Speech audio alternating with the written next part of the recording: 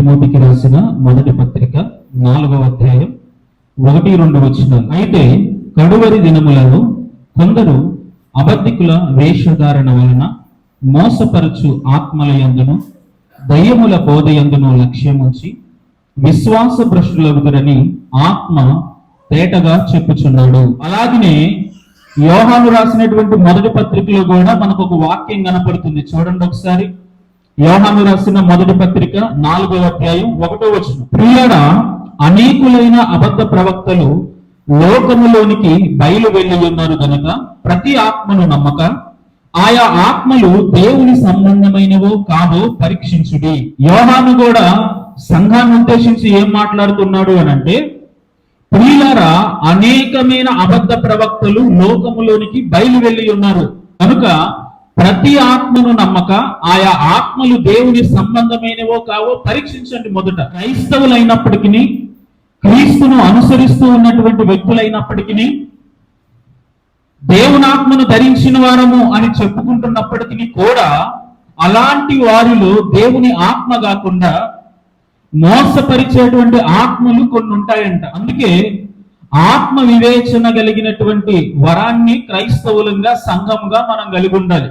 అంటే ఏ ఆత్మ ఎలాంటిదో, ఏ ఆత్మ ఏ రకంగా పనిచేస్తుందో మనం తెలుసుకోవాలి. మోసపరిచేటువంటి ఆత్మలు అని లేఖనాల్లో భక్తుడు రాశాడు కదా, అవి దేవుని సంబంధమైనవో లేదా అపవాది సంబంధమైనవో మనం తెలుసుకోవాలి అని అంటే ఆ మోసపరిచేటువంటి ఆత్మలు ఎలాగుంటాయి అనేది మనం తెలుసుకోవాలి. మోసపరిచేటువంటి ఆత్మలు అంటే ఏమిటి, అవి ఎలాగుంటాయి, ఒకవేళ ఇప్పటికీ ఆ మోసము చేసేటువంటి ఆత్మలు లేదా అపవాది సంబంధిత ఆత్మలు ఒకవేళ మనమేమైనా కలిగి ఉన్నామో లేదో అనేది మనల్ని మనం పరీక్ష చేసుకోవాలి. ఈ రోజు ఆ మోసము చేసేటువంటి ఆత్మలు దేవుని ఆత్మ కాకుండా అపవాది ఆత్మల సమూహములో ఒక ఆత్మను నేను మీకు పరిచయం చేయాలని ఆశపడుతూ ఉన్నాను. ఆ ఆత్మ ఎలాంటి పనులు చేస్తుంది, ఆ ఆత్మ క్రైస్తవుల్ని ఎటువైపుకు నడిపిస్తుంది, కొన్ని విషయాలు మనం తెలుసుకోవడానికి ప్రయత్నం చేద్దాం. మోసపరిచేటువంటి ఆత్మల్లో మొట్టమొదటిగా మనం ఒక ఆత్మ గురించినటువంటి వివరణ మనం తెలుసుకుని ఉండాలి. అదేంటి అని అంటే, చూడండి, తిమోతికి రాసిన 2వ పత్రిక 1వ అధ్యాయం 7వ వచనం. దేవుడు మనకి శక్తియు ప్రేమయు ఇంద్రియ నిగ్రహమును గల ఆత్మనే ఇచ్చెను గాని పిరికితనము గల ఆత్మ ఇయ్యలేదు. ఇక్కడ దేవుని యొక్క లేఖనం చాలా స్పష్టంగా తెలియపరచబడుతూ ఉంది. దేవుని ఆత్మ ఎలాంటిదంట, దేవుడిచ్చినటువంటి ఆత్మ ఏ రకంగా పనిచేస్తుందంట రాయబడింది కదా లేఖనం. ఏమని? ప్రేమ, శక్తి, ఇంద్రియ నిగ్రహము కలిగినటువంటి ఆత్మను దేవుడు మనకు అనుగ్రహించాడు. అంటే మనకున్నటువంటి దేవుని యొక్క ఆత్మ మనలో ఏ విధంగా పనిచేస్తుంది అని అంటే, ప్రేమ కలిగిన వారంగా నడుచుకునేలాగా పనిచేస్తుంది. మనల్ని అంటే ఈ లోకానుసారమైనటువంటి తలంపుల వైపు, ఈ లోకానుసారమైనటువంటి ఉద్దేశాల వైపు, ఈ లోకపు ఆశల వైపు మనం వెళ్లకుండా, వాటిని ఆశించకుండా, వాటి ప్రకారం నడుచుకోకుండా ఉండడానికి సహాయం చేస్తుంది దేవుని యొక్క ఆత్మ. అయితే ఈరోజు దేవుడు మరొక ఆత్మను గురించి పరిచయం చేస్తూ ఉన్నాడు. అది దైవ సంబంధమైన ఆత్మ కాదంట, అపవాది సంబంధిత ఆత్మ. ఏంట ఆత్మ అని అంటే లేఖనం చాలా స్పష్టంగా రాయబడింది, పిరికితనము గల ఆత్మ. ఈ పిరికితనము కలిగినటువంటి ఆత్మను మనం ఎలాగున కనిపెట్టాలి, ఈ పిరికితనము కలిగినటువంటి ఆత్మను మనం ఎలాగున వివేచించాలి, ఈ పిరికితనము కలిగినటువంటి ఆత్మ మనలోకి రాకుండా ఉండాలంటే దాని గురించినటువంటి వివరణ మనం ఎలాగ తెలుసుకోవాలి అనేది మనం ఆలోచన చేస్తే కొన్ని ఉదాహరణలు నేను చెబుతాను. ఈ పిరికితనము కలిగినటువంటి ఆత్మ మనలో ఏ రకంగా పనిచేస్తుంది, ఈ పిరికితనము కలిగినటువంటి ఆత్మ మనల్ని ఎలాగ నడిపిస్తుంది అనేది మీకు అర్థం అవడానికి కొన్ని విషయాలు చెబుతాను.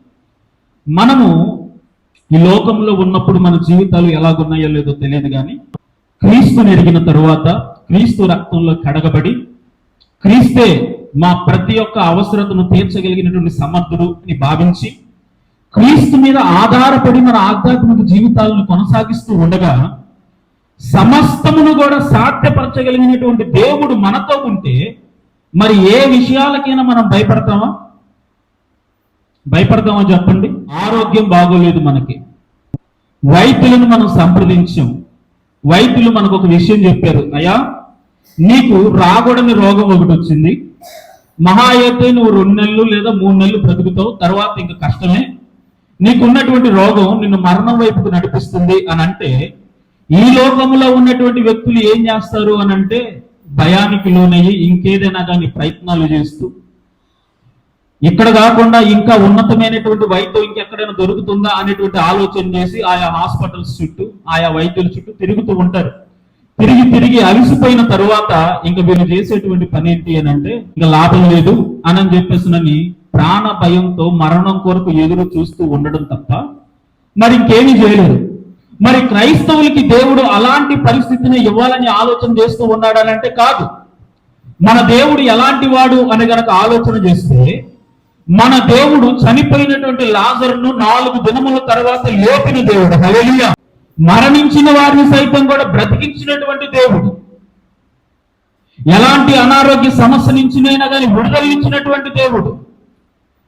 ఆయన సేవా జీవితంలో ఆయన ఈ భూమి మీదకి వచ్చి చేసింది ఏంటయ్యా అనంటే, కాలు లేని వారికి కాలనిచ్చాడు, పక్షవాతం కలిగినటువంటి వారిని నడిపించాడు, కుష్ఠరోగుల్ని బాగు చేశాడు, చూపు లేని వారికి చూపునిచ్చాడు, ఆఖరికి మరణించిన వారిని సైతం కూడా తిరిగి లేపాడు. వైద్యులకి కూడా అంతుపట్టని రోగాల నుండి దేవుడు వారికి విడుదలనిచ్చి ఆయనను తనను పరమ వైద్యుడిగా లేఖనాల్లో లిఖించుకోవడానికి ఇష్టపడ్డాడు. హల్లెలూయా. అలాంటి సమర్థవంతమైనటువంటి దేవుణ్ణి మనం నమ్ముకున్నప్పుడు మన రోగాలకి భయపడతామని చెప్పండి. కానీ ఈరోజు చాలా మంది క్రైస్తవుల యొక్క ఉద్దేశాలని ఆలోచన చేసినట్టయితే, చిన్న తలనొప్పి వచ్చినా కానీ భయపడిపోయేటువంటి క్రైస్తవులు లేరంటారా? జ్వరం వస్తే భయపడిపోతున్నటువంటి క్రైస్తవులు లేరంటారా? ప్రతి వారం కూడా దేవుని మందిరానికి వెళ్ళిపోయి దేవుని యొక్క శక్తిని కూర్చున్నటువంటి లేఖనాన్ని మనం ధ్యానిస్తూ ఉండి కూడా మన జీవితాల్లో ఏవైనా కానీ రోగములను బట్టి మనం దేవుని ఎదుట ధైర్యంగా ఉండాల్సింది పోయి అధైర్యానికి లోనైపోయి భయభ్రాంతులకి గురవుతున్నటువంటి క్రైస్తవ జీవితాలు ఈరోజు సంఘంలో ఎన్ని కనపడుతున్నాయి చెప్పండి. వారు అలా భయపడుతున్నారు అనంటే, రోగములను బట్టి వారు చింతిస్తూ ఉన్నారు అనంటే, భయభ్రాంతులకి గురవుతున్నారు అనంటే దానికి కారణం ఏంటో చెప్పనా? పిరికితనము గల ఆత్మ వారిలో పనిచేస్తుంది. దేవుని ఆత్మ ఏం చేస్తుందంటే ధైర్యాన్ని పుట్టిస్తుంది. ఎలాంటి సమస్య అయినా, ఎలాంటి రోగమైనా, ఎలాంటి జబ్బైనా నా దేవుడు నయం చేయగలిగినటువంటి ఆ యొక్క ఆలోచన విధానాన్ని ఇస్తుంది, ధైర్యపరుస్తుంది.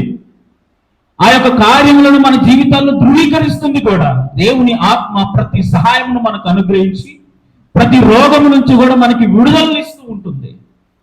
కానీ ఈ వాక్యాలను గుర్తెరిగినటువంటి మనం, ఈ వాక్యాలని ధ్యానిస్తూ ఉన్నటువంటి మనం, చిన్న చిన్న రోగాలు మన జీవితాల్లోకి వస్తేనే భయభ్రాంతులకు గురవుతున్నటువంటి పరిస్థితులు ఈరోజు క్రైస్తవ సమాజంలో, సంఘాల్లో మనం చూస్తూ ఉన్నాం. ప్రతి ఆదివారం ప్రతి ప్రార్థనా కూటాల్లో మనం వినేటువంటి వాక్యాలే. యేసుక్రీస్తు ప్రభుల వారు కుష్టి వ్యాధి కలిగిన వారిని బాగు చేశాడు. యేసుక్రీస్తు ప్రభుల వారు యాయిరు కుమార్తెను బ్రతికించాడు. యేసుక్రీస్తు ప్రభుల వారు చనిపోయిన లాజరును బ్రతికించాడు. యేసుక్రీస్తు ప్రభుల వారికి అసాధ్యమైంది ఏది లేదు.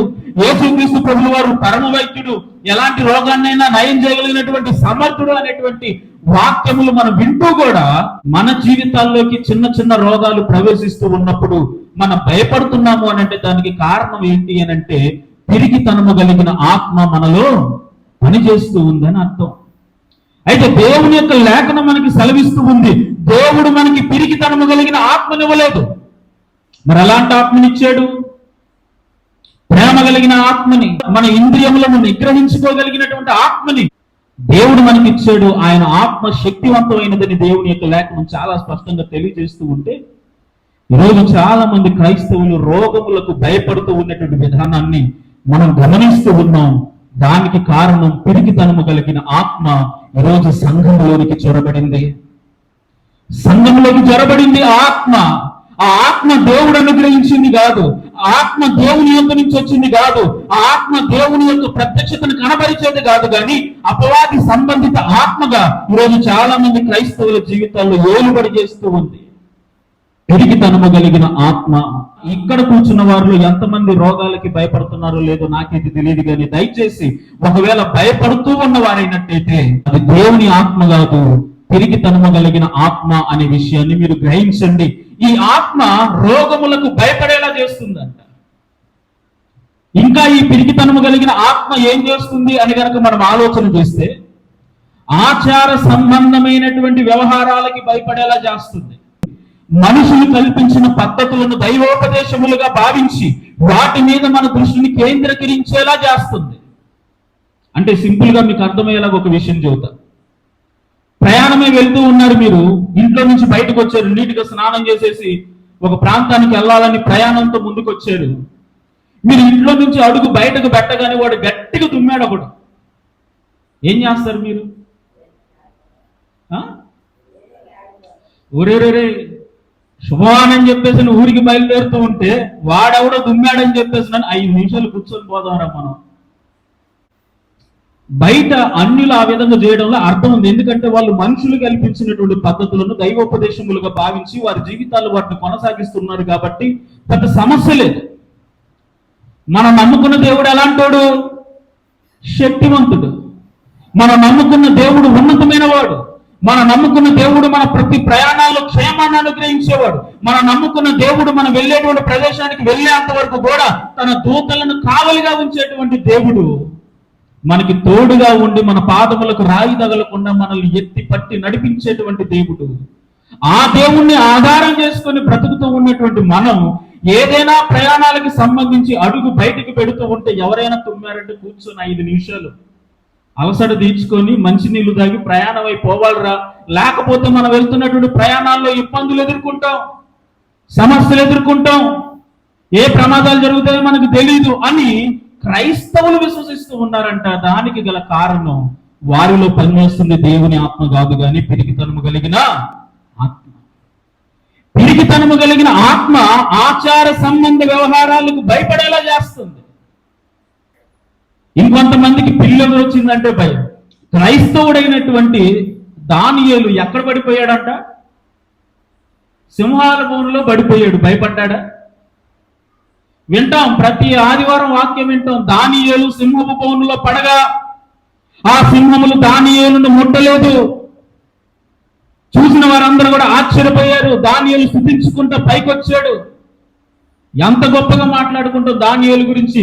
దానియేలు సింహాలకి భయపడలేదని. మరి దానియేలును నమ్ముకున్న దేవుడే కదా నువ్వు నమ్ముకుంది. దానియేలు విశ్వసించిన దేవుణ్ణి కదా నువ్వు విశ్వసించింది. దానియేలు కొనియాడిన దేవుణ్ణి కదా నువ్వు కొనియాడింది. దానియేలు అనుసరించిన దేవుణ్ణి కదా నువ్వు అనుసరించింది. దానియేలు పొందుకున్న ఆత్మని కదా మనం పొందుకుంది. హల్లెలూయా. మరి ఆత్మను పొందుకొని కూడా పిల్లికి భయపడతారా? చెప్పండి, పిల్లికి భయపడతారా? పిల్లి ఎదురొచ్చిందండి, అందులోనూ నల్ల పిల్లి ఎదురొచ్చింది. ఏం చేయాలి మనం? మరలా ఇంట్లోకి వెళ్ళిపోయి ఒక 5 నిమిషాలు అవసరం తీర్చుకొని మరలా బయటికి రావాలి. పిల్లికి భయపడేటువంటి క్రైస్తవులు. ఇంకొంతమంది ఉంటారనమాట. విధవరాలు ఎదురొచ్చింది అనుకోండి, అమ్మో భర్త చనిపోయిన ఆడది మన ఎదురుగా వస్తుంది, మనకి అది నష్టం చేకూరుస్తుంది కనుక మనం అడుగు ముందుకు వేయడానికి వీల్లేదు.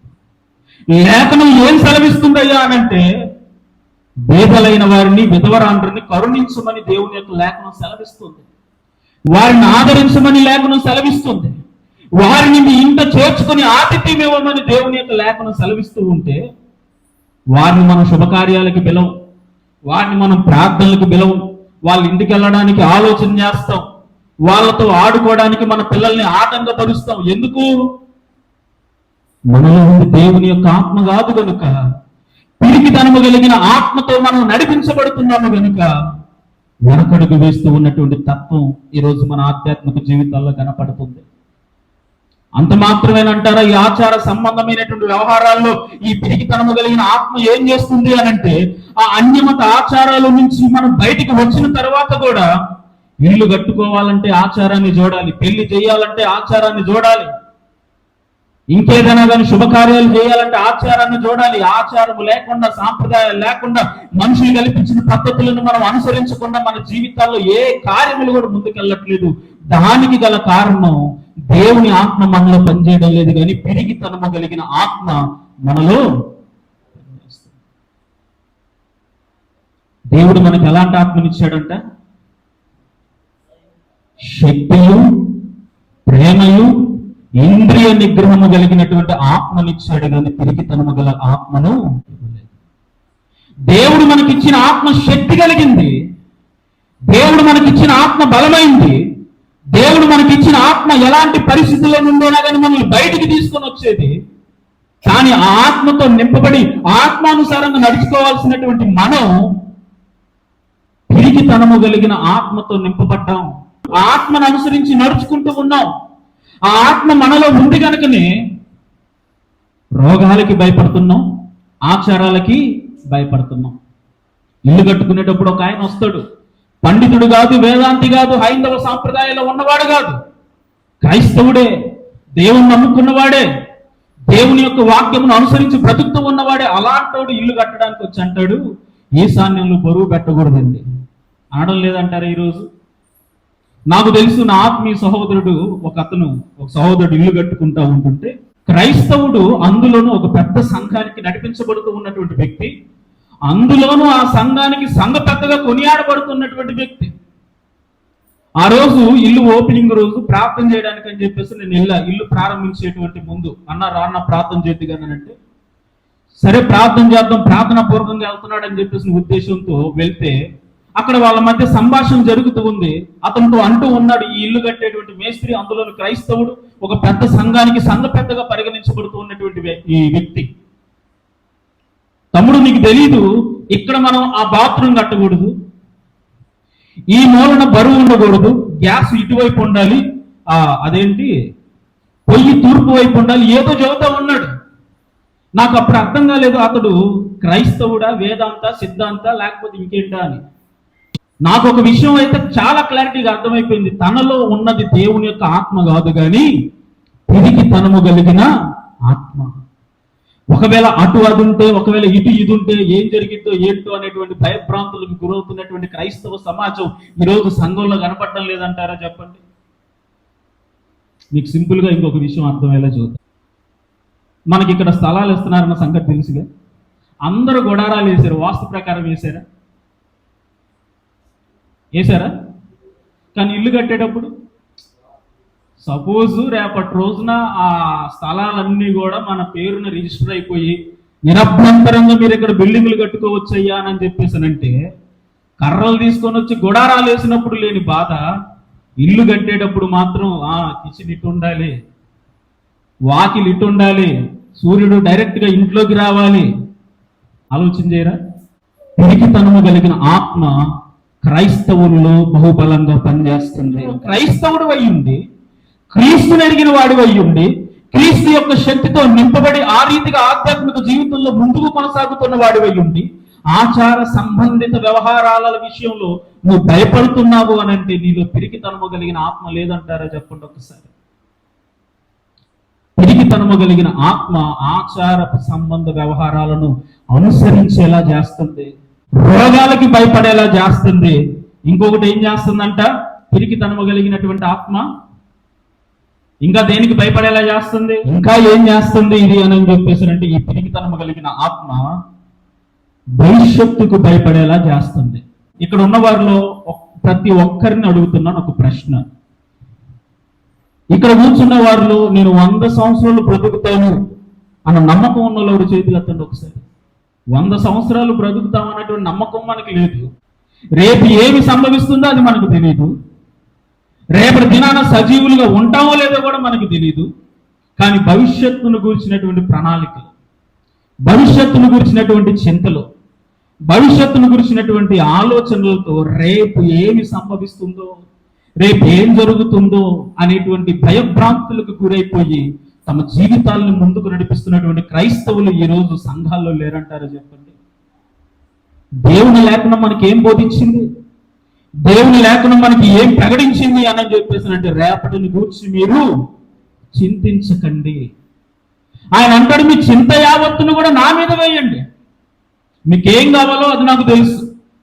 మీరు ఏ ఆహారం తినాలో, ఎలాంటి వస్త్రాలు ధరించాలో, ఎలాంటి పరిస్థితులు గుండా వెళ్ళాలో, మిమ్మల్ని ఎలా నడిపించాలో, ఎలాగో మీకు సహాయపడాలో, ఎలాంటి స్థితిగతుల్లో మిమ్మల్ని నిలబెట్టాలో, అవన్నీ కూడా సమస్తాన్ని ఎరిగినటువంటి దేవుడు మీ బాధ్యతలను తీసుకొని ముందుకు నడిపిస్తాననేటువంటి భరోసా ఈ రోజు క్రైస్తవులకు ఇస్తుంటే, ఆ భరోసాని పక్కకు పెట్టేసి రేపటిని గురించిన చింత, ఏమి తిందుమా, ఏమి త్రాగుదుమా, ఏమి ధరించుకుందుమా అనేటువంటి ఆలోచనతో జీవితాలను ముందుకు నడిపిస్తున్నటువంటి క్రైస్తవులు ఈరోజు సంఘాల్లో లేరంటారా?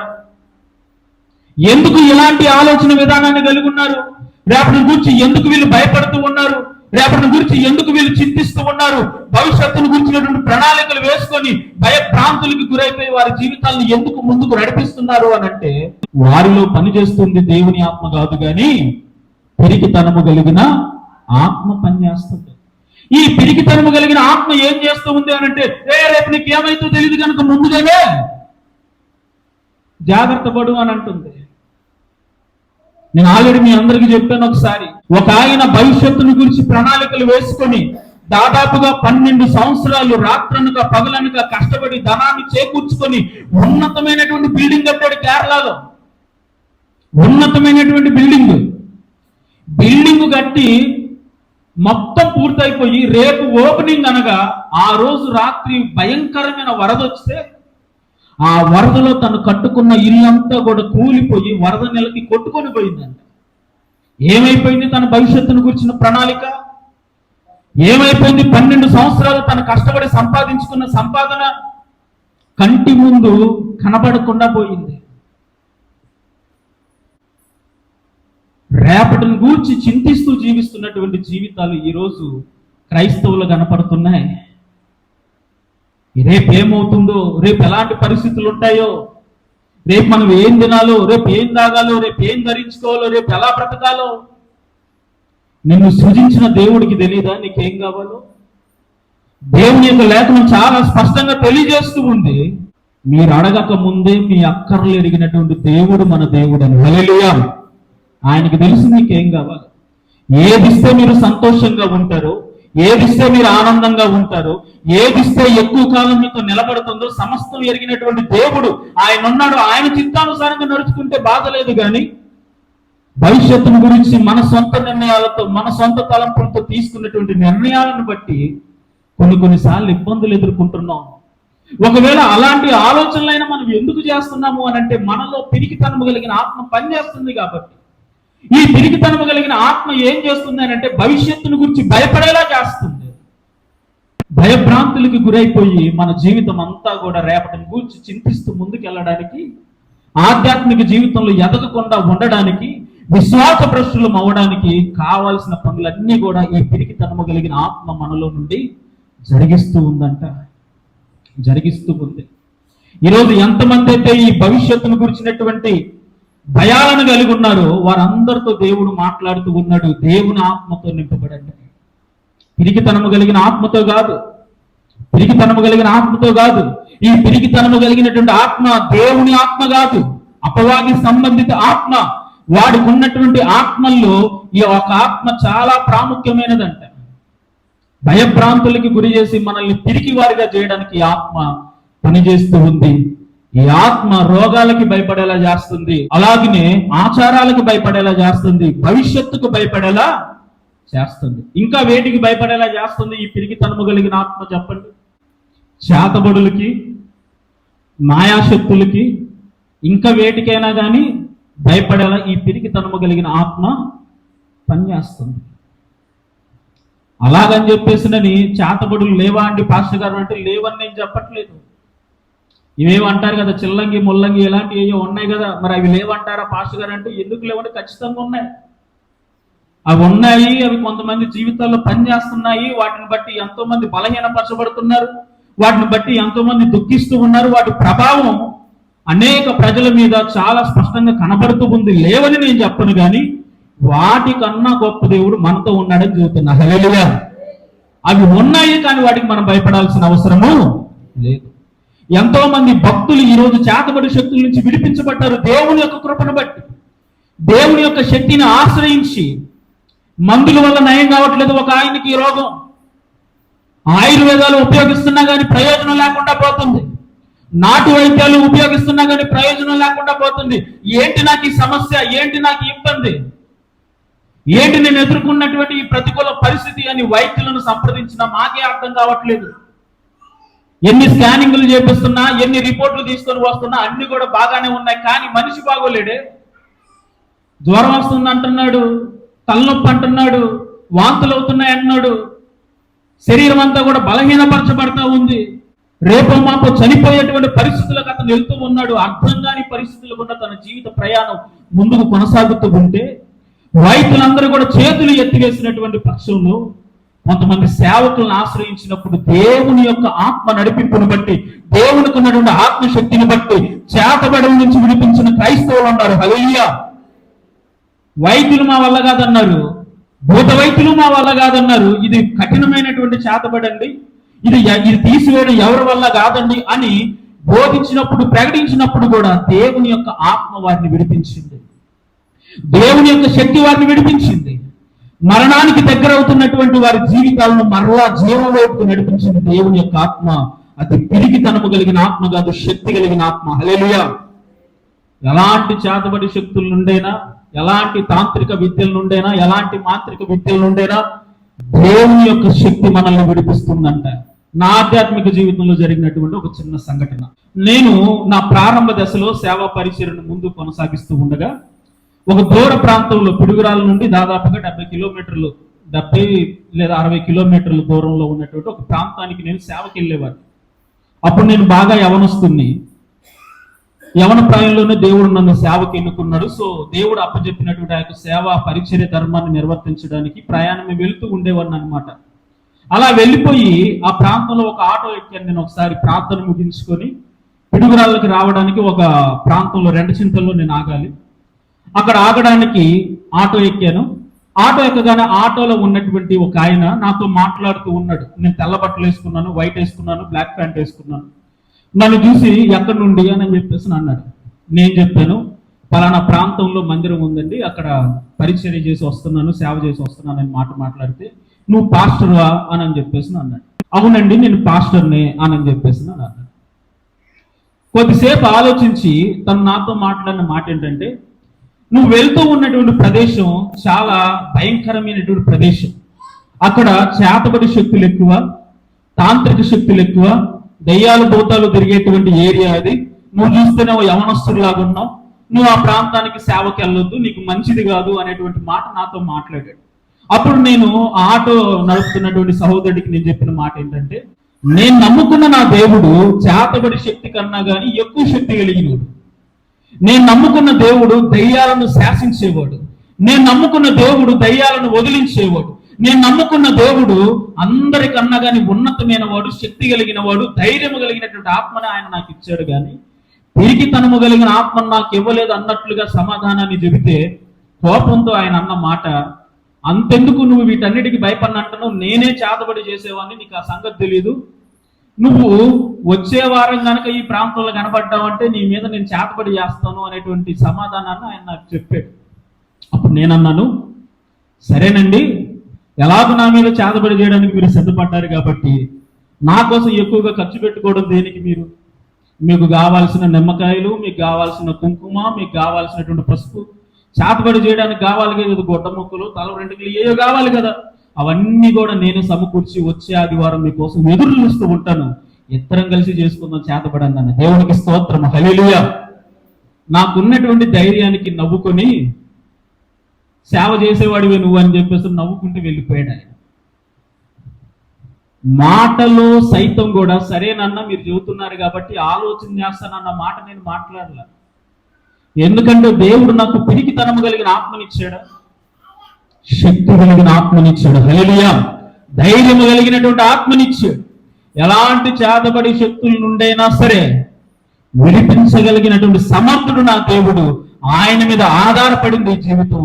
ఎలాంటి చేతబడి శక్తులకి భయపడాల్సిన అవసరం లేదు. మాలో ఉంది పిరికితనము కలిగిన ఆత్మ, కానీ దేవుని ఆత్మ మాలో ఉంది. ఈ దేవుని ఆత్మ సంపాదించుకున్న వారు ఇలాంటి వాటికి భయపడాల్సిన అవసరం లేదు. ఒకవేళ ఇంకను దేవుని నమ్ముకున్న తర్వాత కూడా ఇలాంటి వాటికి మనం భయపడుతూ ఉన్నాము అని అంటే మనలో ఏం పనిచేస్తుందని అర్థం? పిరికితనము కలిగిన ఆత్మ పనిచేస్తుంది అని అర్థం. గనుక ఒకవేళ ఇలాంటి భయాలు ఎవరైనా కలిగి ఉంటే దయచేసి ఆ భయాలను వదిలిపెట్టి దైవిక ఆత్మను, శక్తి కలిగిన ఆత్మను, ధైర్యం కలిగిన ఆత్మతో నింపబడి ముందు కొనసాగుదాం. పిరికితనము కలిగిన ఆత్మ వీటికి భయపడేలా చేస్తుంది. ఇంకా వేటికి భయపడేలా చేస్తుంది? ఇది ఈ భూమి మీద మానవుడిగా జన్మించినటువంటి ప్రతి మనిషి కూడా మరణానికి భయపడతాడంట. హల్లెలూయా.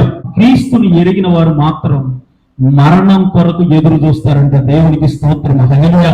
పౌలు అంటాడు ఒక మాట, బ్రతుకుట క్రీస్తే, చావైతే నాకు మేలు, అది నాకు లాభం, అది కావాలని నేను కోరుకుంటున్నా. ఎప్పుడో నేను మరణించి దేవుడి దగ్గరికి వెళ్ళిపోవాలని అనుకున్నాను, కానీ మిమ్మల్ని బట్టి ఆగిపోయా అంటాడు. ఆయనకు అంత ఇష్టం మరణం అంటే. నిజంగా మీరు వాక్యాలను కనుక మీరు పరిశీలన చేసినట్లయితే బైబిల్ గ్రంథములో ఏ క్రైస్తవుడు కూడా మరణానికి భయపడినట్లుగా మనకి లేఖనాలు కనపడవండి. కఠినమైన పరిస్థితుల్లో రోమా సామ్రాజ్యం ఆదిమ సంఘం మీద మోపితే, క్రీస్తుని నమ్మితే, క్రీస్తుని అంగీకరిస్తే, క్రీస్తును స్తుతిస్తే, క్రీస్తుని గురించిన వాక్యమును ధ్యానిస్తే మిమ్మల్ని చంపివేస్తామని కఠినమైన శిక్షలు వారి మీదకి తీసుకుని వచ్చిన ఏ ఒక్కరు కూడా ప్రాణ భయంతో, ఎక్కడ యేసుక్రీస్తు ప్రభుల వారు నమ్ముకుంటే మా ప్రాణాలు పోతాయో అనేటువంటి భయంతో వాళ్ళు క్రీస్తుని వదిలిపెట్టలేదంట. వారు ఏం చేశారయ్యా మరి అనంటే క్రీస్తు కోసం మరణించారు. వారు యేసుక్రీస్తు ప్రభుల వారు ఏర్పరచుకున్న 12 మంది శిష్యుల్లో 11 మంది కూడా ఆ శిక్షల ద్వారానే మరణించారు. ఒక యోహాను తప్ప పద్మాసు దీపంలో దేవుని యొక్క ప్రత్యక్షతను కనుగొని తరువాత చనిపోయాడు, కానీ 11 మంది శిష్యులు కూడా హతసాక్షులైపోయారంట. 11 మంది శిష్యులు కూడా హతసాక్షులైపోయారంట. ఏ ఒక్కరు కూడా సాధారణమైన మరణం పొందల. ఏ ఒక్కరు కూడా 90 ఏళ్ల వయసు, 80 ఏళ్ల వయసు, 100 ఏళ్ల వయసు జీవించి చనిపోలా. అంతెందుకండి, ఈ రోజు మనం ఈ రకంగా బైబిల్ని ధ్యానిస్తూ దేవుని యొక్క సన్నిధిని అనుభవిస్తూ ఇంత సంతోషంగా మనం దేవుని యొక్క సన్నిధిని అనుభవిస్తూ ఉన్నామంటే దానికి కారణం ఎంతో మంది హతసాక్షులైపోయారు కాబట్టి. ఈ బైబిల్ని మన దగ్గరకు తీసుకొని రావడానికి ఎంతో మంది ప్రాణాలు విడిచారండి. ఎందుకు అనంటే వాళ్ళు మరణానికి భయపడలేదు. వారిలో పిరికితనము కలిగిన ఆత్మ పనిచేయలేదు, శక్తి కలిగిన ఆత్మ పనిచేసింది, దేవుని ఆత్మ పనిచేసింది. కనుకనే వారి పక్కన తలలు తెగి కింద పడుతూ ఉన్నా, ఎంతో మంది మరణిస్తూ ఉన్నా మరణానికి భయపడకుండా దేవుని సేవ జరిగించారు. వారు మరణం కొరకు ఎదురు చూస్తూ వాళ్ళు బ్రతికారు. ఎందుకు అనంటే వాళ్ళకు తెలుసు ఈ లోకంలో కన్ను మూస్తే కళ్ళు తెరిచేది పరలోకంలోనే అని. హల్లెలూయా. ఆ నిశ్చయత క్రైస్తవుడికి ఉంటే మరణానికి భయపడ్డండి. కానీ ఈరోజు క్రైస్తవుల యొక్క జీవన విధానాలు కనుక ఆలోచన చేస్తూ ప్రతి ఒక్కరికి భయమే. మరణం అంటే భయం. ఎప్పుడు మరణిస్తామో, ఏ లారీ వచ్చి గుద్దేసిద్దో, ఏ రోగం వచ్చిందో, ఏ సమస్య వచ్చిందో, ఎప్పుడు కళ్ళు మూస్తామో తెలియని పరిస్థితుల్లో భయభ్రాంతులకు గురైపోయి పిరికితనము కలిగిన వారుగా ముందుకెళ్తూ ఉన్నటువంటి క్రైస్తవుల్ని ఈరోజు మనం చూస్తూ ఉన్నాం. నేను ఈరోజు మీ అందరికి ఒక మాట చెబుతాను. ఏ క్రైస్తవుడైనా బ్రతుకున్నాడు అనంటే అది దేవుని చిత్తం. ఏ క్రైస్తవుడైనా మరణించాడు అనంటే అది కూడా దేవుని చిత్తమే. దేవునికి స్తోత్రం, హల్లెలూయా. ఇంకా మనం మరణించకుండా ఈ లోకంలోనే ఉన్నాము అనంటే దానికి గల కారణం దేవుని యొక్క చిత్తం ఏదో ఉంది మన పట్ల. మన నుండి దేవుడు ఏదో తన పరిచర్న జరిగించుకోవాలని అనుకుంటూ ఉన్నాడు కనుకనే ఇంకా మనము సజీవులుగా కొనసాగుతూ ఉన్నాం. అది మన గొప్పతనం కాదు, అది మనకున్న అర్హత కాదు, మనలో ఏదో శక్తి ఉన్న విధానాన్ని బట్టి కాదు, కేవలం దేవుని యొక్క కృపను బట్టి, దేవుని యొక్క ఆత్మ నడిపింపును బట్టి ఆయన చిత్తం మన ఎదుట దాగి ఉన్నది కనుకనే మనం ఇంకా సజీవులుగా ఉంటూ ఉన్నాం. ఒకవేళ దేవుని చిత్తం మరణించడమే అయితే సంతోషంగా మరణించడానికి ప్రతి క్రైస్తవుడు సిద్ధపడి ఉండాలి. రానున్న దినములు అలాంటివి ఈ రోజు సమాజంలోకి, క్రైస్తవ సమాజంలోకి రాబోతూ ఉన్నాయి. ఆదిమ సంఘము ఎలాంటి శ్రమలనైతే ఎదుర్కొందో, ఆదిమ సంఘం ఎలాంటి ఇబ్బందులైతే ఎదుర్కొందో, ఆదిమ సంఘం ఎలాంటి శోధనలు గుండా జీవితాలను ముందుకు నడిపించిందో అలాంటి పరిస్థితులు ఈ రోజు క్రైస్తవ సమాజంలోకి రాబోతూ ఉన్నాయి. దేవుని యొక్క ఆత్మ కలిగిన వాడు మాత్రం భయం లేకుండా బ్రతుకుతాడు. దేవుని యొక్క ఆత్మ నడిపింపు కలిగిన వాడు మరణానికి భయపడకుండా తన ఆధ్యాత్మిక జీవితాన్ని ముందుకు నడిపిస్తాడు. ఒకవేళ మనం మరణానికి భయపడుతున్నాము అనంటే దేవుని ఆత్మ మనలో లేదని అర్థం. మరి ఏ ఆత్మ ఉంది మనలో? పిరికితనము కలిగిన ఆత్మ మనలో ఉంది. ఈ పిరికితనము కలిగిన ఆత్మ మరణానికి భయపడేలా చేస్తుంది. ఎప్పుడు మరణిస్తామో, ఎలాంటి పరిస్థితుల్లో మరణిస్తామో అనేటువంటి భయానికి గురి చేసి ప్రతిరోజు బ్రతుకు కోసం బ్రతికేలా చేస్తుంది ఈ పిరికితనము కలిగిన ఆత్మ. కానీ దేవుని యొక్క ఆత్మ మాత్రం ధైర్యంగా మనల్ని ముందుకు నడిపిస్తుంది. దేవుని ఆత్మ రోగాలకి భయపడకుండా ముందుకు నడిచేలా చేస్తుంది. దేవుని యొక్క ఆత్మ భవిష్యత్తుకు భయపడకుండా చేస్తుంది. దేవుని యొక్క ఆత్మ రోగాలకి భయపడకుండా చేస్తుంది. దేవుని యొక్క ఆత్మ ఈ శుద్ర శక్తులకి, చేతబడులకి, ఇలాంటి వాటికి వేటికి కూడా భయపడకుండా చేస్తుంది. ఆఖరికి దేవుని యొక్క ఆత్మ మరణానికి భయపడకుండా ఉండేలా చేస్తుంది. అలాంటి ఆత్మ ఉందంటారా మనలో? ఉందా అలాంటి ఆత్మ? ఎంతమందికి ఉంది చెప్పండి? ఆచార సంబంధమైనటువంటి భయాలు ఎంతమందికి ఉన్నాయి? అలాంటివి ఉంటే మీలో పిరికితనము కలిగిన ఆత్మ ఉందని అర్థం. ఎంతమంది రోగాలకి భయపడుతున్నారు? ఒకవేళ రోగాలకి భయపడుతుంటే మీలో పిరికితనము కలిగిన ఆత్మ ఉందని అర్థం. ఎంతమంది భవిష్యత్తు గురించి భయపడుతున్నారు? మీలో పిరికితనము కలిగిన ఆత్మ ఉంది. ఎంతమంది చేతబడులకి శుద్రశక్తులకి భయపడుతూ ఉన్నారు? మీలో పిరికితనము కలిగిన ఆత్మ ఉంది. ఎంతమంది భవిష్యత్తును గురించి మరణాన్ని గురించి భయపడుతూ ఉన్నారు? మీలో పిరికితనము కలిగిన ఆత్మ ఉందని అర్థం. సరేనండి పాస్టర్ గారు, ఇంత బాగా చదువుతూ ఉన్నారు, మరి మేము పిరికితనం కలిగిన వారమని చెప్పేసి దేవుడు మమ్మల్ని పరలోక రాజ్యానికి తీసుకోడా? మాకున్నటువంటి ఆ యొక్క భయాన్ని బట్టి దేవుడు మమ్మల్ని తన రాజ్యానికి రానివ్వడా అని కనుక మీరు నన్ను ప్రశ్నిస్తే, దేవుని లేఖనం ఒకటి మీకు చూపించాలని నేను ఆశపడుతూ ఉన్నా. ప్రకటన గ్రంథం 21వ అధ్యాయం 8వ వచనం. పిరికివారును, అవిశ్వాసులను, అసహ్యులను, నరహంతకులను, వ్యభిచారులను, మాంత్రికులను, విగ్రహారాధకులను, అబద్ధికులందరూ అగ్ని గంధకములతో మండు గుండములో పాలు పొందుతురు. ఇది 2వ మరణము. చాలా స్ట్రైట్ గా దేవుని యొక్క లేఖనం మనకి సెలవిస్తూ ఉంది. అగ్నిగుండంలో పడవేయబడేటువంటి గుంపు ఒకటి మనకి ఇక్కడ కనపడుతుంది. ఈ గుంపులో మొట్టమొదటి గుంపు ఎవరిది? పిరికివారు. నరకంలో ఫస్ట్ ఎవరయ్యా పడేది అని అంటే పిరికి వాళ్ళే. ఏ పిరికివారు? రోగాలకి భయపడిన పిరికివారు, ఆచారాలకి భయపడిన పిరికివారు, భవిష్యత్తుకు భయపడిన పిరికివారు, చేతబడి శక్తులకి భయపడిన పిరికివారు, మరణానికి భయపడినటువంటి పిరికివారు. పిరికితనము కలిగిన ఆత్మ దేవుడు మనకి ఇవ్వాల. శక్తి, ప్రేమ, ఇంద్రియ నిగ్రహము కలిగిన ఆత్మనే దేవుడు మనకి ఇచ్చాడు. దేవుని ఆత్మ బలపరుస్తుంది, దేవుని ఆత్మ ధైర్యాన్ని ఇస్తుంది, దేవుని ఆత్మ జయించడానికి శక్తినిస్తుంది. దేవుని యొక్క ఆత్మ ఎలాంటి పరిస్థితులకు ఉండానైనా మనల్ని ముందుకు నడిపిస్తుంది. ఇది దేవుని ఆత్మకున్నటువంటి లక్షణం. అలా కాకుండా పిరికితనము కలిగిన ఆత్మ వంటి వారి వలె ప్రతి పరిస్థితికి, ఈ రోజు చెప్పుకున్న ప్రతి అంశానికి భయపడేటువంటి వ్యక్తులుగా మనం ఉన్నాము అని అంటే ఈరోజు సంఘములో పిరికితనము కలిగిన ఆత్మ పనిచేస్తుందని అర్థం. దేవుని యొక్క మహాకృపను బట్టి ఆ పిరికితనము కలిగినటువంటి ఆత్మని సంఘములో నుండి పారద్రోలుదాం. దేవుని యొక్క ఆత్మశక్తితో నింపబడి దేవుని యొక్క రాజ్యానికి వారసులవుదాం. అట్టి కృప దేవుడు మనందరికి అనుగ్రహించును గాక. తలలు వంచండి, ప్రార్థన చేసుకుందాం.